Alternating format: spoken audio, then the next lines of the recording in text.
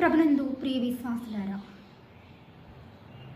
మరి నేటి శుభదినాన ఈ శ్రేష్టమైన సమయంలో లూకా సువార్త 1వ అధ్యాయము 37వ వచనం ద్వారా మరి ప్రతి విశ్వాసిని కూడా దేవుడు ఆదరించాలని, బలపరచాలని, ఆశీర్వదించాలని, అభివృద్ధి చెందాలని కోరుకుంటున్నాడు.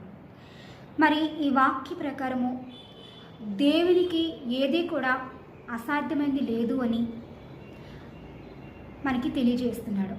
అంటే తాను నిర్ణయించిన ప్రకారము తన చిత్తంలో ఉన్నవి, తను అనుమతించినవి, మనకు అవి ఖచ్చితంగా మేలైనవి, మన కోసమే అవి ఏర్పరిచినవి అయినట్లయితే అవి చేసే విషయంలో ఏది కూడా ఆయన చేయడానికి అసాధ్యమైంది లేదు అని ఇటు రీతిగా దేవుడు ప్రతి ఒక్క విశ్వాస హృదయాన్ని మరి ఆదరిస్తున్నాడు.